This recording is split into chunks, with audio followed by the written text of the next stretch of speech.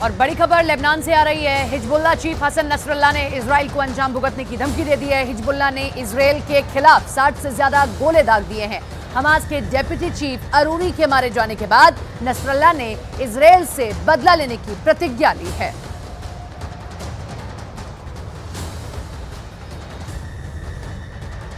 Number 1 channel का ये number 1 show साजिश आप देख रहे हैं। मैं हूं आपके साथ सपना शुक्ला। साजिश में हम आज सबसे पहले बात हिजबुल्लाह की करने वाले हैं, जिसको लेकर बड़ी खबर मिल रही है। हिजबुल्लाह चीफ हसन नसरल्लाह ने इजराइल के खिलाफ एक्शन लेने की बात कही और इसे देखते हुए हिजबुल्लाह के लड़ाके बहुत ज्यादा डरे हुए हैं। इन लोगों को डर है कि अरूरी को जिस तरह से इजराइल ने बेरूत में घुसकर मारा, कहीं नसरल्लाह का भी वही हश्र ना हो जाए।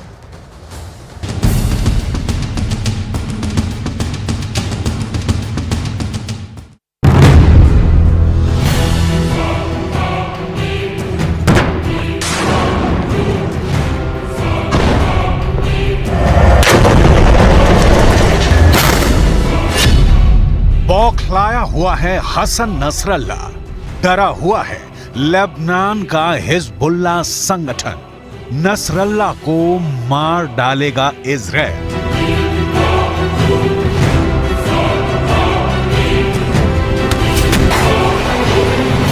हसन नसरल्लाह इजराइल का दुश्मन नंबर 2, हिजबुल्लाह का चीफ। इजराइल के खिलाफ नसरल्लाह ने हमले का ताजा ऑर्डर जारी किया है।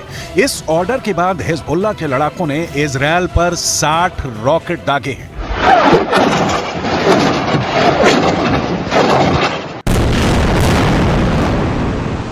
التعزية بأخينا الحبيب والعزيز القائد الكبير الشيخ صالح نائب رئيس المكتب السياسي لحركة حماس ورفاقه القادة والكوادر في القسام وفي حماس الذين استشهدوا بالأمس في عدوان إسرائيلي فاضح على الضاحية الجنوبية لبيروت.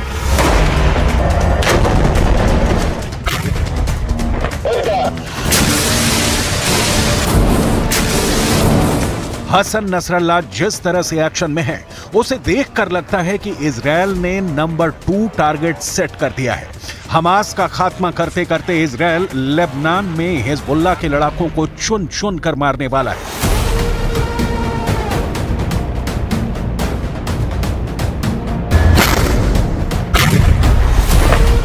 नसरल्लाह खुल्लम खुल्ला इजराइल की ताकत को चैलेंज कर रहा है, बदला लेने की धमकी दे रहा है। जी, बदला उस हमास के नेता के मारे जाने की जो लेबनान में छिपकर बैठा था। इजराइल की सेना ने हमास के इस लीडर की तलाश की और मिलते ही बेरूत में मौत की नींद सुला दिया।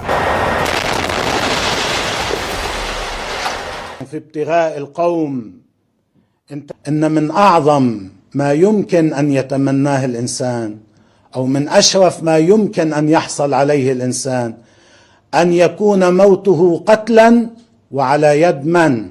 على يد قتلة الأنبياء، وهذا هو حال شهدائنا في هذه الأيام. ما له صلة أيضا بالمناسبة ما حصل اليوم في جوار الموقد الطاهر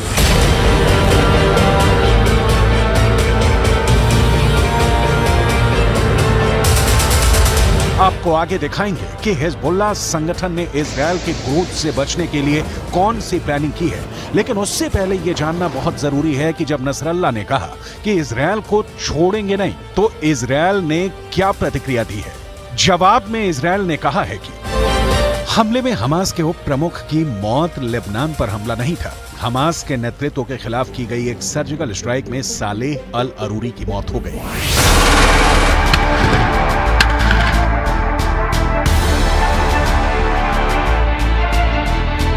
2006 के बाद यह पहली बार है जब इजराइल की फौज लेबनान में घुसी और अरूरी को मार डाला। हिजबुल्लाह के लिए यह बेहद शर्मनाक है कि उसके रहते हुए इजरायली सेना उसके इलाके में घुसकर उसके चहेते अरूरी को मार डाला। हसन नसरल्लाह के बारे में आप जानेंगे तो आपको अंदाजा लगाने में मुश्किल नहीं होगी कि अब नसरल्लाह का अगला कदम कितना खून बहाने वाला होगा। من الرجال والنساء والأطفال حيث قضى عدد كبير من الشهداء. يعني لآخر متابعة لإلي تجاوز العدد 80 شهيدا وأكثر من 160 جريحا. أيضا نتوجه إلى عائلاتهم جميعا بالعزاء. هؤلاء شهداء نفس الطريق، नफ्स القضية. सालेह अल अरूरी हमास के टॉप कमांडरों में एक था और इजरायली सेना की हिट लिस्ट में शामिल था। 57 वर्षीय अरूरी लेबनान में निर्वासन की जिंदगी बिता रहा था। इजरायली सेना को काफी दिनों से इसकी तलाश थी। अरूरी पिछले 4 वर्षों से आईडीएफ के निशाने पर था।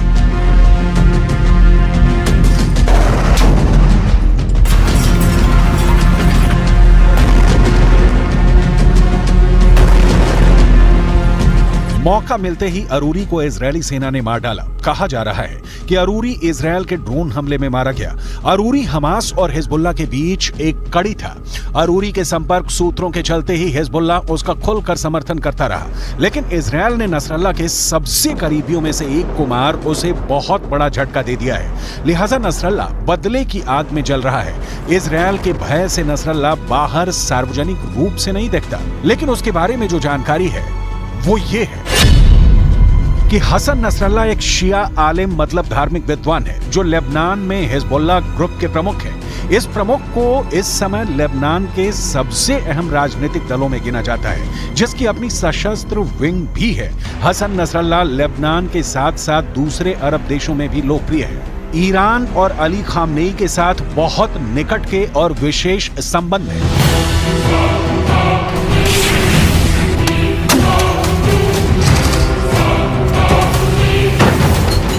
हिजबुल्लाह को अमेरिका की ओर से आतंकवादी संगठनों की सूची में शामिल किया गया है। हिजबुल्लाह का मकसद इजरायल की बर्बादी है। इजरायल भी हिजबुल्लाह को हमास से ज्यादा शक्तिशाली दुश्मन मानता है। यह भी क्लियर है कि बिना हिजबुल्लाह के सफाए के या किसी शांति समझौते के इजरायल चैन से नहीं जी पाएगा, क्योंकि हिजबुल्लाह इजरायल के खिलाफ हमले करने से बाज नहीं आएगा। हिजबुल्लाह के पास हथियारों का बहुत बड़ा भंडार है, जिसमें ऐसी मिसाइलें शामिल हैं जो इजरायली इलाकों में दूर तक हमला कर सकती हैं। इसके पास हजारों प्रशिक्षित लड़ाके हैं।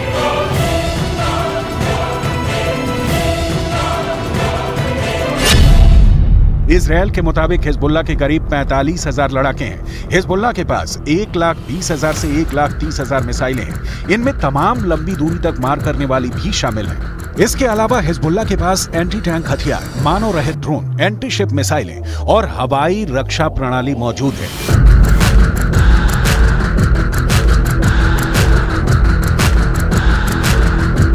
जाहिर है इजरायल को गाजा से भी ज्यादा मुश्किल आएगी अगर हिजबुल्लाह के खिलाफ युद्ध का ऐलान किया तो।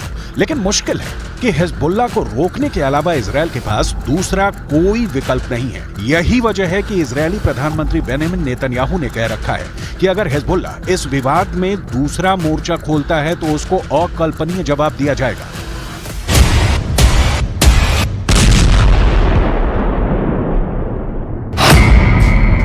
सवाल बनता है, तो क्या लेबनान के खिलाफ इजरायल जंग का ऐलान करने ही वाला है? अगर ऐसा होता है तो फिर ईरान आएगा, वही ईरान जिसने हमास को मुश्किल के वक्त छोड़ दिया। ईरान इजरायल के हमले के वक्त हिजबुल्लाह के साथ खड़ा होगा। इन सवालों का जवाब एक लाइन में नहीं मिलेगा, क्योंकि पूरा अरब वर्ल्ड ऐसे ही हिजबुल्लाह, हमास और हूथी विद्रोहियों को इजरायल के खिलाफ उतारता रहा है। इजरायल के खिलाफ गोले और रॉकेट बरसाने वाले ये तीनों संगठन सिर्फ हथियारबंद संगठन नहीं है, बल्कि अरबों के इजरायल के खिलाफ विरोध का प्रतीक हैं।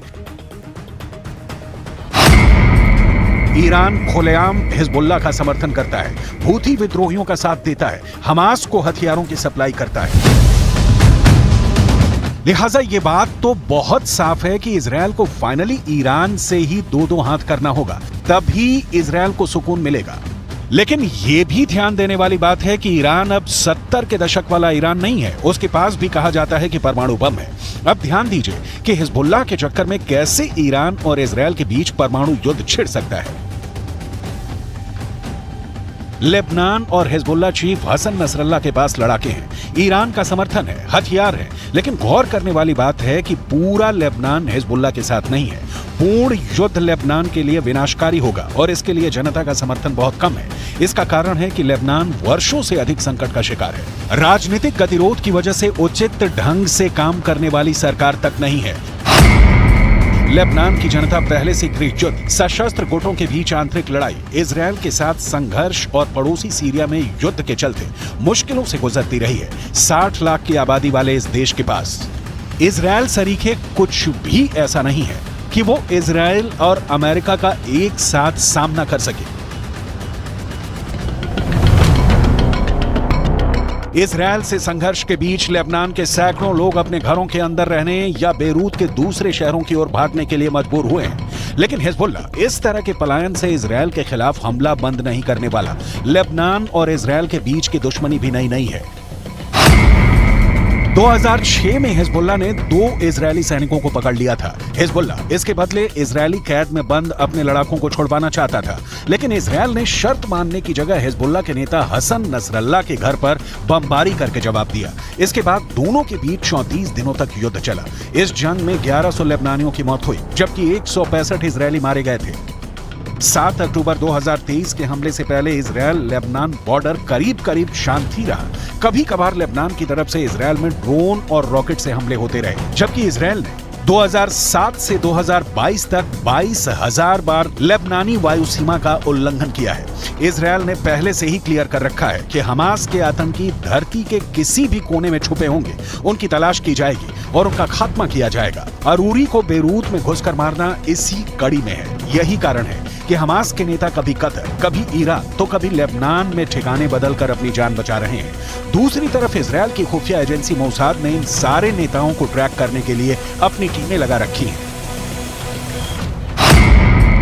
कतर और ईरान में हमास के नेताओं पर हमले से युद्ध भड़क सकता है, लिहाजा इजरायल हमास के नेताओं के लेबनान जैसे देशों में आने का इंतजार करता है। ऐसा ही हमास के डिप्टी चीफ अरूर के साथ भी हुआ।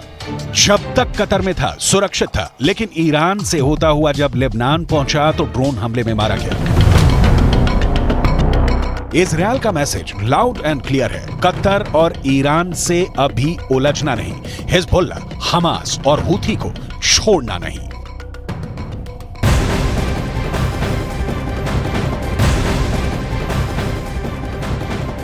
खबर के मुताबिक पिछले 24 घंटे में इजरायली सेना ने जमीन और आकाश से पूरे गाजा पर भयानक हमले किए हैं।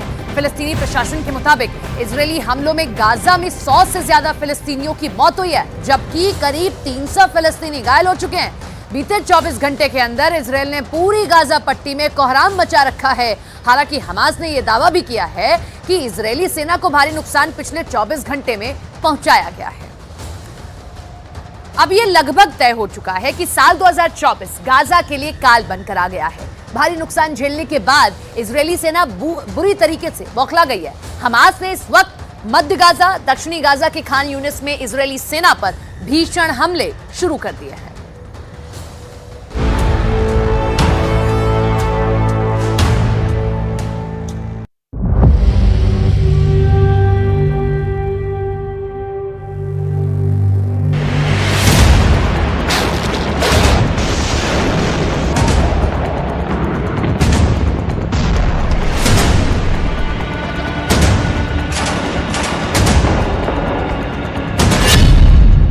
गाजा का काल, साल 2024।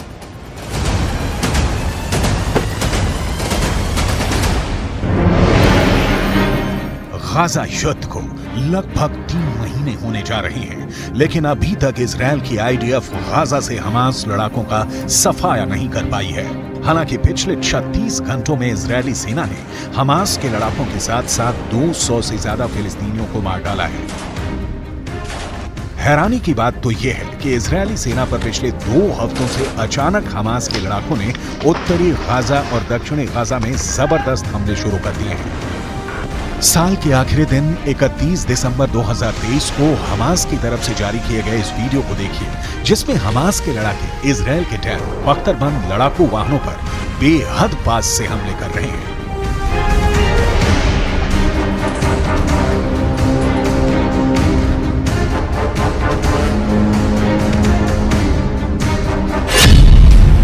हेलमेट पहन रहे हैं टैंकों का कब्रिस्तान गाजा, हमास का टैंकों पर हमला।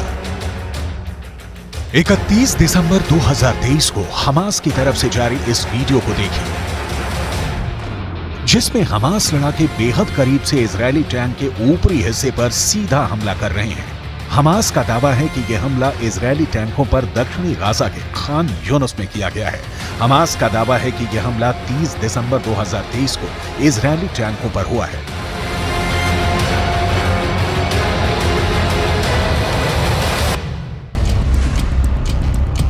इजरायल के टैंकों पर चुन चुन कर हमले हो रहे हैं क्योंकि इजरायल का मरकावा टैंक हमास और गाजा का काल बन चुका है। इजरायल इन्हीं टैंकों से अब तक 800 से ज्यादा सुरंगें तबाह करने में मदद कर चुका है। यही वजह है कि अब हमास इजरायल के टैंकों पर बेहद पास से हमले कर रहा है। कई बार तो मुश्किल से 20 से 25 फीट की दूरी से हमास हमले कर रहा है। हमास के रॉकेट इजरायली टैंकों के हैच वाले यानी ऊपरी हिस्से पर सीधा हमला कर रहे हैं, जिसकी वजह से टैंक बर्बाद हो रहे हैं।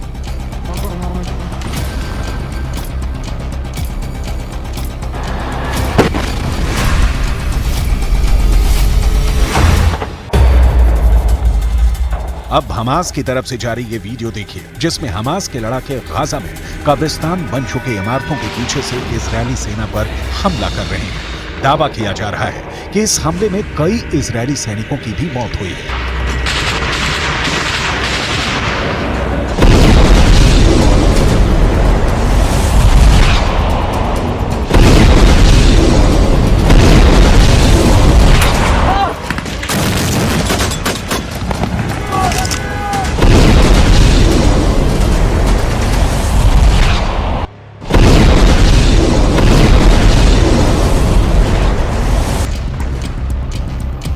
इसी तरह से हमास ने 28 दिसंबर 2023 को इजरायली सेना पर मध्य गाजा में ब्यूरिस शरणार्थी शिविर इलाके में इजरायली सेना पर हमला किया है। टैंक और पैदल सेना पर हमास इसी तरह से हमला कर रहा है। दावा किया जा रहा है कि इस इलाके में अभी भी इतनी ज्यादा सुरंगें बची हैं जहां से अचानक हमास के लड़ाके हमले कर रहे हैं।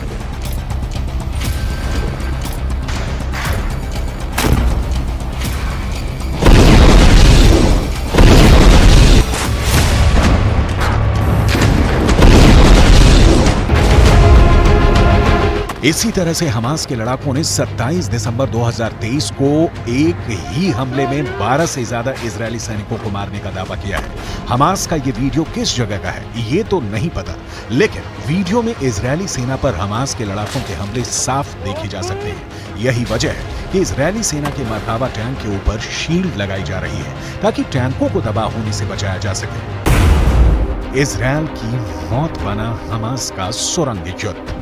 अब तक इजरायल के 480 से ज्यादा सैनिक मारे जा चुके हैं। इसकी सबसे बड़ी वजह हमास की वो सुरंगें हैं जो अभी तक इजरायल तबाह नहीं कर पाया है। हालांकि नेतन्याहू पिछले हफ्ते गाजा पहुंच गए थे और उन्होंने इजरायली सेना के कमांडर्स और सैनिकों के बीच काफी वक्त बिताया। नेतन्याहू ने साफ कह दिया है कि अब किसी भी कीमत पर गाजा युद्ध नहीं रुकेगा, चाहे भले ही गाजा युद्ध लंबा चले। अगर हम गाजा में फिलिस्तीनियों और हमास के लड़ाकों पर नजर डालें तो तस्वीरों और आंकड़ों से बिल्कुल साफ हो जाता है कि इजरायल ने गाजा को पूरी तरह से कब्रिस्तान बना दिया है। गाजा में 70% से ज्यादा इमारतें तबाह हो चुकी हैं। 19 लाख फिलिस्तीनी शरणार्थी बन चुके हैं। भूखे, प्यास, बीमारी और बमों के हमलों ने गाजा में फिलिस्तीनियों को साक्षात नरक में पहुंचा दिया है। जरा ये आंकड़े देखिए।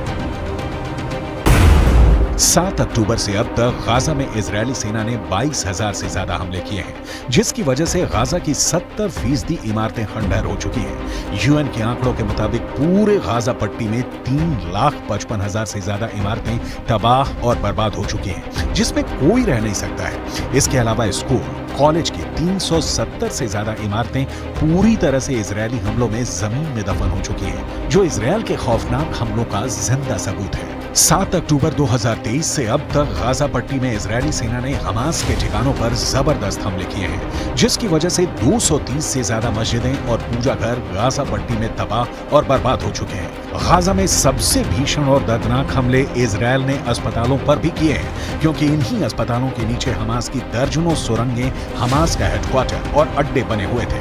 हमास इन्हीं अस्पतालों की आड़ में इजरायली सेना पर हमला कर रहा था। इजरायल ने ऐसे 36 में से 26 अस्पतालों को जबरदस्त बमबारी में तबाह कर डाला है। गाजा में रोटी के लिए लोग तरस रहे हैं। 20 से 23 लाख लोगों को रोटी नहीं मिल पा रही है क्योंकि इजरायली सेना ने 11 बड़ी बेकरी तबाह कर डाली है। पूरे गाजा में 17 लाख से ज्यादा फिलिस्तीनी शरणार्थी बन चुके हैं। हालात ये है कि उत्तरी गाजा की 90% जनता भाग गई है।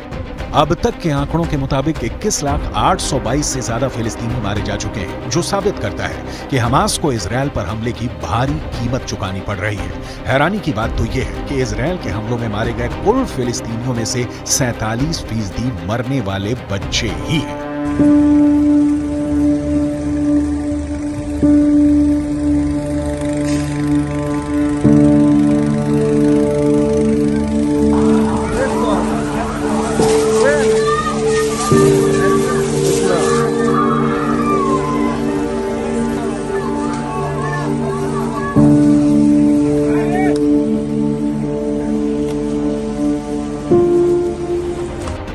इन्हीं हालातों को देखकर हमास, हिजबुल्ला और ईरान अब इजरायल से आर पार की जंग का ऐलान कर चुके हैं। लेकिन नेतन्याहू ने साफ चेतावनी दे दी है कि कोई जिंदा नहीं बचेगा।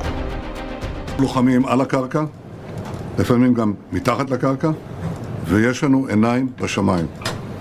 אנחנו אומרים למחבלי החמאס, אנחנו רואים אתכם ואנחנו נגיע אליכם. אנחנו ממשיכים במלחמה, מעמיקים את הלחימה בדרום הרצועה ובמקומות אחרים. אנחנו נלחמים עד הסוף, ובעזרת הטכנולוגיה המתקדמת ביותר. उत्तरी गाजा पर इजरायली वायुसेना के लड़ाकू विमानों ने हजारों बम गिराना शुरू कर दिया। इजरायल की कॉर्पोरेट बॉम्बिंग ने देखते ही देखते उत्तरी गाजा में इमारतों को जमीन में दफन कर दिया। यहां तक कि उत्तरी गाजा में इजरायली सेना ने मरकाबा टैंक से हमले शुरू कर दिए।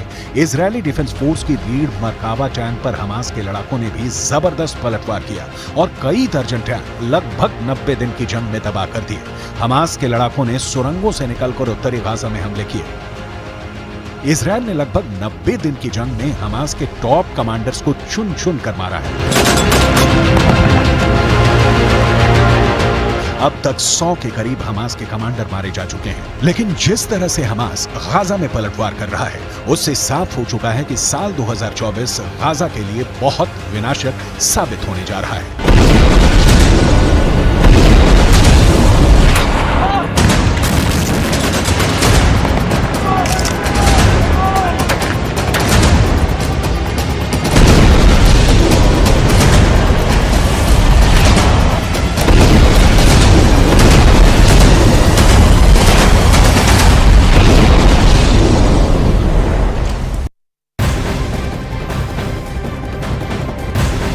बड़ी खबर आपको बता दें, ईरान ने कहा है कि वो किरमान में हुए आतंकी हमले का जवाब जल्दी देगा। ईरान ने इस हमले के लिए इजरायल और अमेरिका को दोषी ठहराया है।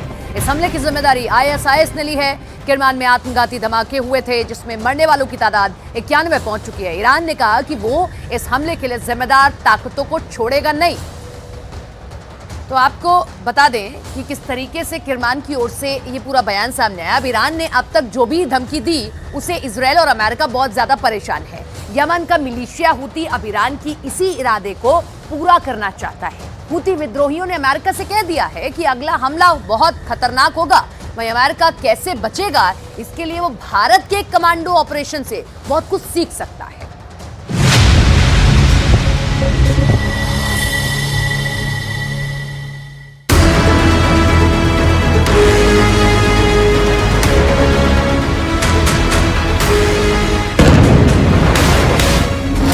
ये वो वीडियो है जिसे देखकर बाइडन हिम्मत जुटा सकते हैं।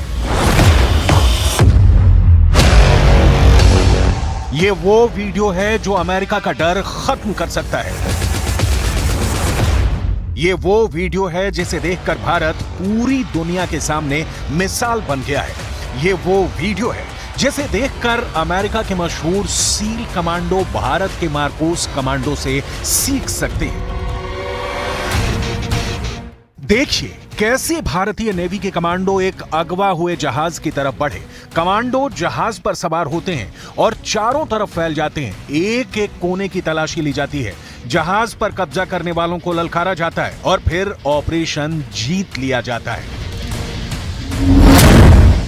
पूरी खबर यह है कि भारतीय नौसेना के मार्कोस कमांडो ने सिर्फ 2 घंटे के अंदर एक कार्गो जहाज को मुसीबत से बचा लिया। मार्कोस यानी मरीन कमांडोज, इस फोर्स ने सोमालिया के समुद्री लुटेरों में दहशत पैदा कर दी।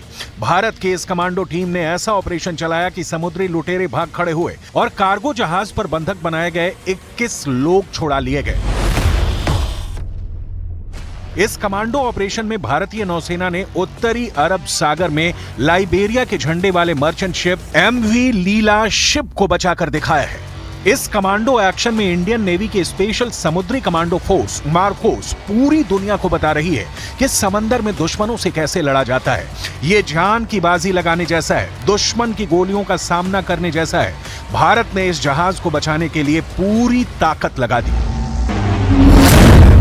लाइबेरिया के झंडे वाले मर्चेंट शिप MV लीला शिप को बचाने के लिए सिर्फ मार्कोस कमांडो ही तैनात नहीं किए गए, इसमें P-8I टोही विमान भी शामिल रहा। इसमें अमेरिका से ही खरीदा गया MQ-9B प्रेडेटर ड्रोन भी शामिल हुआ।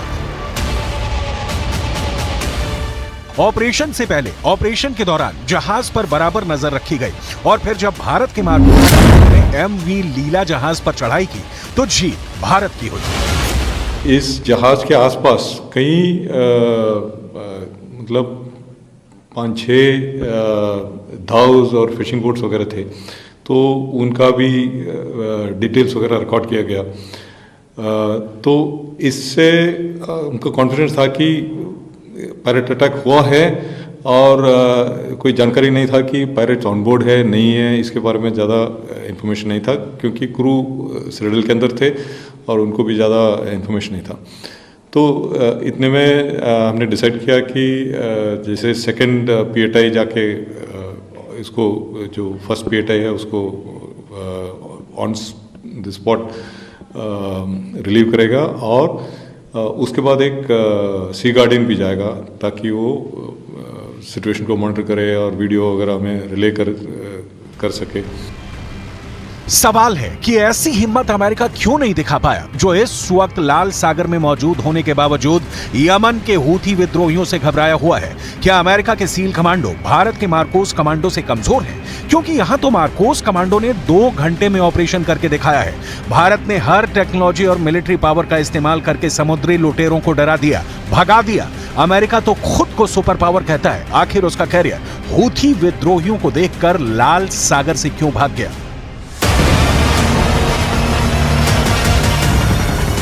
जब गाजा में इजरायल की बमबारी चल रही है, जब लेबनान बॉर्डर पर इजरायल और हिजबुल्लाह की टक्कर हो रही है, तब हिंद महासागर के एक पश्चिमी कोने में इस वक्त तूफान मचा हुआ है। हालात बहुत ज्यादा खराब है और अब यहां युद्ध का ऐसा खतरा है कि सवाल खड़े होने लगे हैं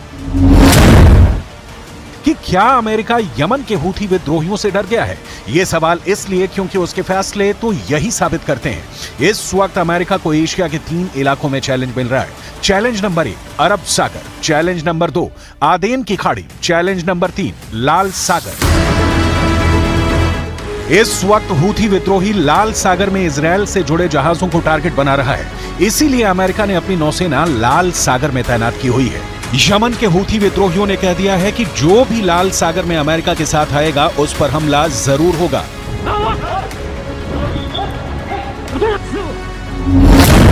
हूथी विद्रोहियों के टारगेट 2 हैं, पहला है इजरायल और दूसरा है अमेरिका। हूथी विद्रोहियों ने इजरायल के शिप को टारगेट करना शुरू कर दिया है। वो अमेरिका को भी अपना दुश्मन नंबर 2 मानता है। अमलियत इस्तिहदाफ लिसफीनत CGM तेज كانت متجهة إلى موانئ فلسطين المحتلة. إن عملية الاستهداف جاءت بعد رفض طاقم السفينة الاستجابة لنداءات القوات البحرية اليمنية بما في ذلك الرسائل التحذيرية النارية. हूथी विद्रोही लगातार इजरायल पर हमला कर रहे हैं। वो क्रूज मिसाइल भी फायर कर रहे हैं। बैलिस्टिक मिसाइल से भी इजरायल के दक्षिणी इलाके पर अटैक कर रहे हैं। साथ में इजरायल और अमेरिका को लगातार धमकियां दे रहे हैं।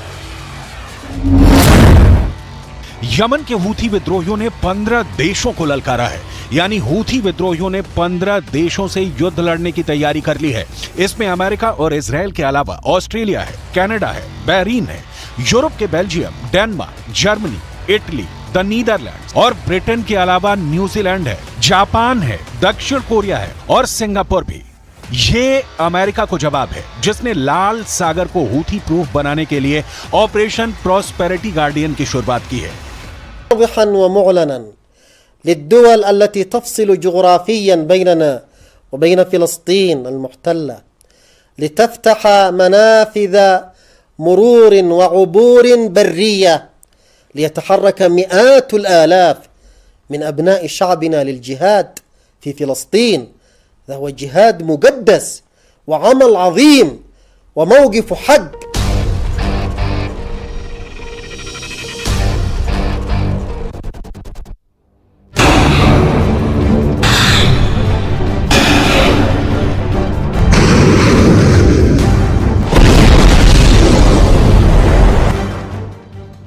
अमेरिका ने जब से इस मल्टीनेशनल फोर्स को बनाने की पहल की है, वो हूथी विद्रोहियों के टारगेट पर आ गया है और हैरत है कि अब तक वो उनको डराने में नाकाम रहा है। हूथी विद्रोहियों ने कह दिया है कि वो अब इन देशों के जहाजों को टारगेट बना सकता है और ऐसा वो लाल सागर में करेगा, ऐसा वो आदेन की खाड़ी में करेगा। ये वो देश हैं जो अमेरिका के उस गठबंधन का हिस्सा बन चुके हैं जो लाल सागर में हूथी विद्रोहियों के हमले को नाकाम करना चाहते हैं और इसके लिए ये गठबंधन यमन पर हमला करने की भी धमकी दे रहा है।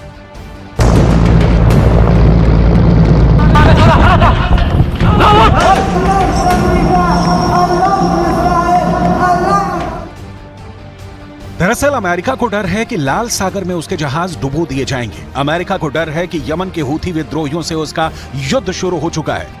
अमेरिका को डर है कि अगर हूथी ने एंटी शिप मिसाइल मारी तो उसका कैरियर डूब जाएगा। हूथी विद्रोहियों से इजरायल के बाद अब अमेरिका को भी खतरा बढ़ गया है। हूथी विद्रोही दिखा चुके हैं कि वो जहाज पर कैसे कब्जा करते हैं, वो कैसे इजरायल से जुड़े जहाजों को टारगेट कर रहे हैं। यह हेलीकॉप्टर वाला ऑपरेशन इसका सबूत है। इस हेलीकॉप्टर के पिछले रैंप वाले दरवाजे पर 2 झंडे लगे हैं। एक है यमन का झंडा और उसके नीचे है फिलिस्तीन का फ्लैग। ये लाल सागर है, दुनिया इसे रेड सी के नाम से जानती है। देखिए रेड सी में क्या हुआ। हेलीकॉप्टर किसी तरह जहाज की रफ्तार से रफ्तार मिलाकर आगे बढ़ता है और इस शिप पर उस जगह पहुंचता है जहां ये जहाज पर उतर जाए। लेकिन अचानक इस हेलीकॉप्टर से कमांडो निकलने शुरू हो जाते हैं। जहाज पर हमला होता है और ये कमांडो जहाज पर कब्जा करना शुरू कर देते हैं।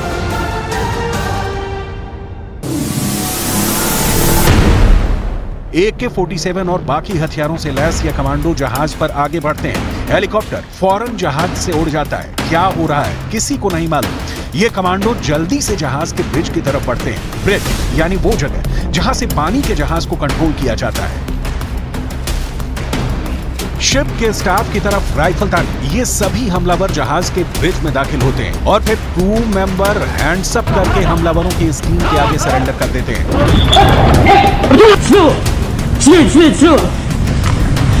शिप के ब्रिज पर कंट्रोल करने के बाद इन हमलावरों का कब्जा बाकी जहाज पर होने लगता है। ऐसे हमलों को रोकने में अमेरिका और यूरोप के देश नाकाम साबित हुए हैं। अमेरिका सुपर पावर होने के बावजूद हूथी विद्रोहियों का सामना नहीं कर पा रहा।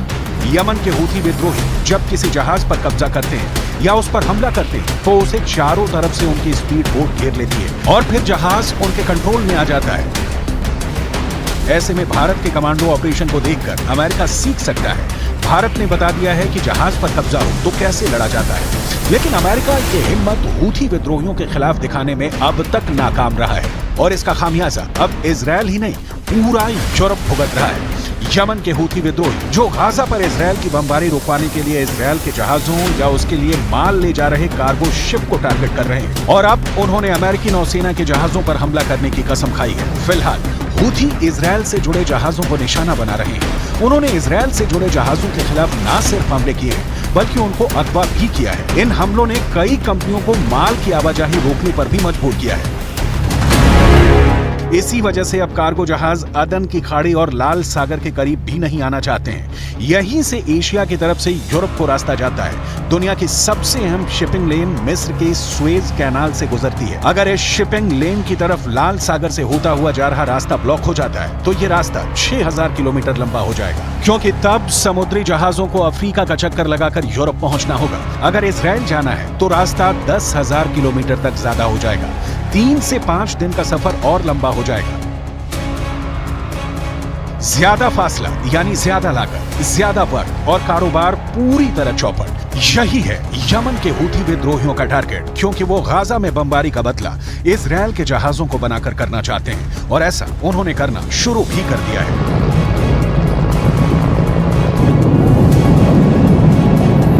ऐसे में भारतीय नौसेना का वीडियो अमेरिका के लिए एक सबक है।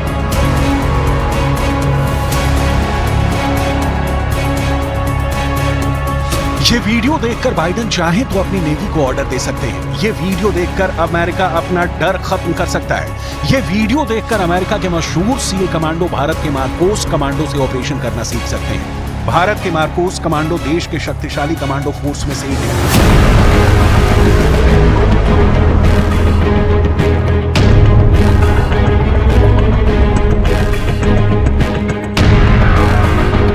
1987 में बने मार्कोस बहुत ही तेजी से ऑपरेशन करते हैं। इन्हें अमेरिका के नेवी सील्स की तर्ज पर ही तैयार किया गया था। लेकिन हैरत की बात यह है कि आज ये ऐसे ऑपरेशन को अंजाम दे रहे हैं जो खुद अमेरिका लॉन्च करने से घबराने लगा है। दरअसल इस वक्त लाल सागर में बहुत आग है। इस वक्त लाल सागर के आसपास बहुत गुस्सा है। इस वक्त लाल सागर में वॉर जोन भड़कने की कगार पर है।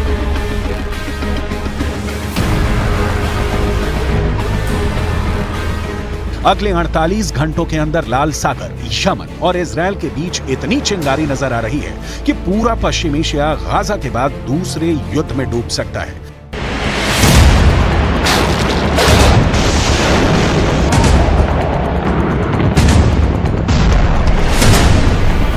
गाजा में चल रही जंग के बाद दुनिया में कारोबार के लिहाज से हालात कितने गंभीर हो चुके हैं, इसका खतरा सब महसूस करने लगे हैं। इजरायल ने दुनिया के प्रेशर के सामने झुकने से मना कर दिया है। लिहाजा अब हूथी विद्रोही, जिनकी ईरान से बेहद करीबी है, उन्होंने इजरायल के शिप को टारगेट करने का फैसला किया है।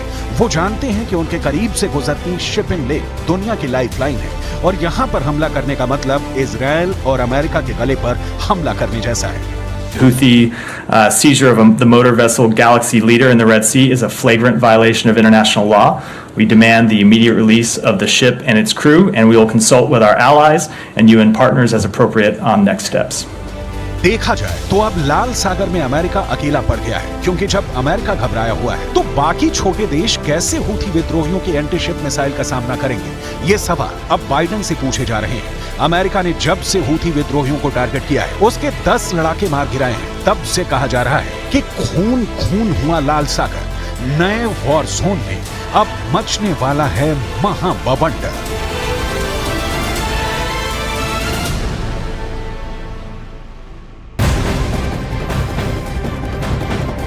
बहुत बड़ी खबर आ रही है जम्मू कश्मीर के शोपिया से। या सुरक्षा बलों ने लेफ्टिनेंट उमर फयाज की हत्या का बदला ले लिया है। सुरक्षा बलों ने आतंकी बिलाल अहमद भट्ट को एनकाउंटर में मार गिराया है। सुरक्षा बलों को लंबे वक्त से आतंकी बिलाल की तलाश थी।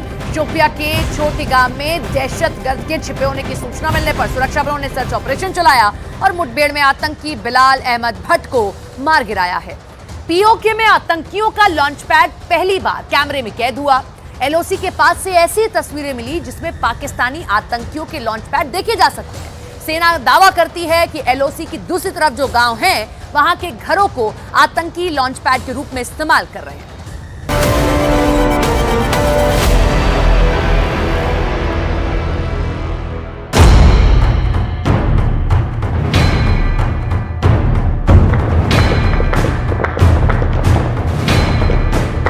एनकाउंटर में टेररिस्ट जो था, उस जिसका नाम बिलाल भट्ट था वो न्यूट्रलाइज हुआ।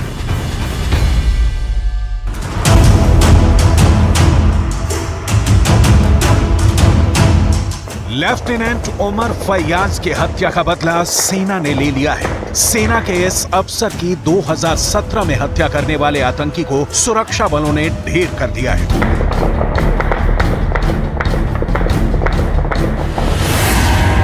इस तस्वीर को गौर से देख लीजिए। ये जम्मू कश्मीर में आतंक का बड़ा नाम था जिसे सुरक्षा बलों ने मार गिराया है।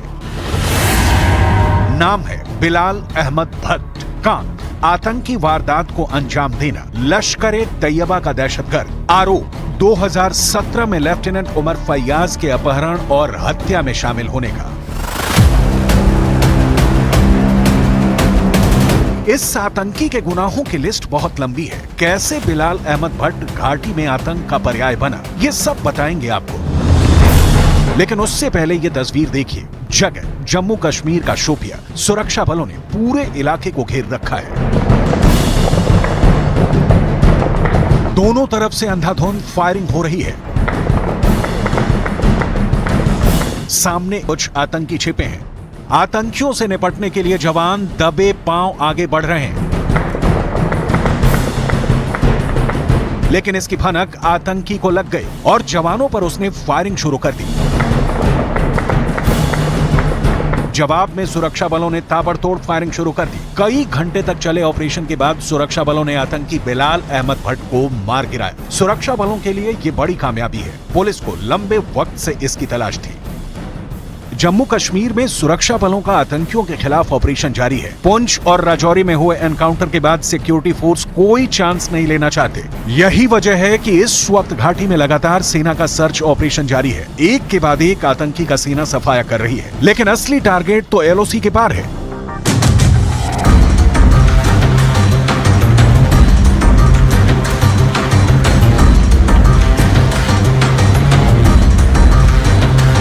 ये तस्वीरें पुंछ और राजौरी बेल्ट के दूसरी तरफ की हैं। भारतीय सेना पुंछ और राजौरी बेल्ट के दूसरी तरफ पाकिस्तान के कब्जे वाले हिस्से में इन लॉन्च पैड पर नजर रख रही है। इन लॉन्च पैड पर आतंकवादियों की गतिविधियां अचानक तेज हो गई हैं। सेना ने हाल ही में एलओसी पर पाकिस्तानी हिस्से में नटाला पोस्ट के एक लॉन्च पैड से घुसपैठ की एक बड़ी कोशिश को नाकाम किया था। तभी से पाकिस्तान के कई लॉन्च पैड भारतीय सेना के रडार पर हैं। पुंछ में एलओसी के पार पीओके में आतंकियों ने जो लॉन्च पैड तैयार किए हैं, उनमें नल्ली का इलाका है। भिम्बर का ठिकाना बहुत खतरनाक है। पीओके में एक लॉन्चिंग पैड बकबक में है। बक्सर में भी आतंकियों की घुसपैठ कराई जाती है। पीओके के पखुरनी में भी अड्डे हैं। माकझाल से भी आतंकवादी लॉन्च किए जाते हैं।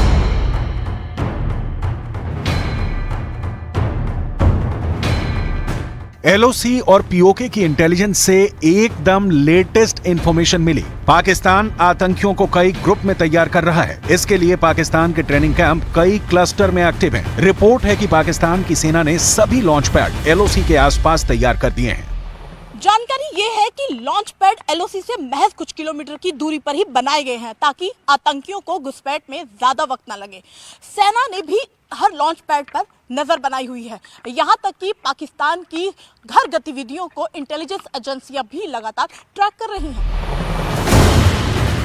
एक्सक्लूसिव रिपोर्ट यह है कि पीओके में आतंकियों के कैंप में कई मीटिंग हो रही है। इस मीटिंग में पाकिस्तान की खुफिया एजेंसी आईएसआई के अफसरों का लगातार आना जाना है। मीटिंग में कश्मीर के अंदर आतंकवादी हमलों को लेकर बात हो रही है और घुसपैठ की कोशिश तेज करने पर फोकस किया जा रहा है। न्यूज 18 को मिली जानकारी के मुताबिक आतंकवादियों का कैडर इस वक्त पेशावर से बहावलपुर और मुजफ्फराबाद के अलग अलग ठिकानों पर मौजूद है।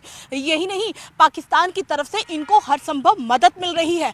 घुसपैठ से पहले इन आतंकियों को मुजफ्फराबाद और कोटली पहुंचा दिया जाता है।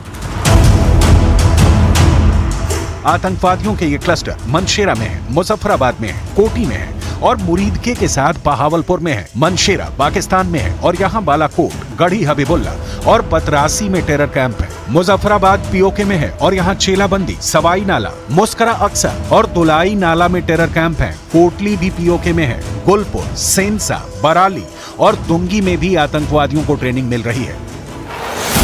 पुंछ और राजौरी में हुए आतंकी हमले के पीछे ऐसे ही आतंकियों और उनकी मदद करने वालों का हाथ बताया जा रहा है।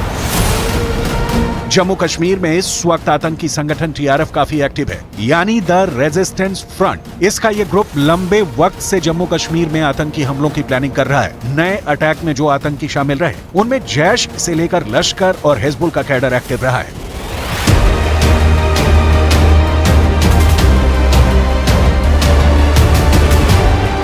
पाकिस्तान के कमांडो दस्ते एसएसजी को इस वक्त बड़ा मिशन दिया गया है। उनका काम है आतंकवादियों को घुसपैठ कराना और उनके आत्मघाती दस्तों को एलओसी के पार कराने के साथ कवर फायर देना। इसके लिए पाकिस्तान की बैट यानी बॉर्डर एक्शन टीम भी काम पर लगा दी गई है। इस टीम में आतंकवादियों को अपने चीन से मंगाए गए हथियार और नाइट विजन डिवाइस भी दिए गए हैं ताकि रात में भी घुसपैठ को मुमकिन किया जा सके।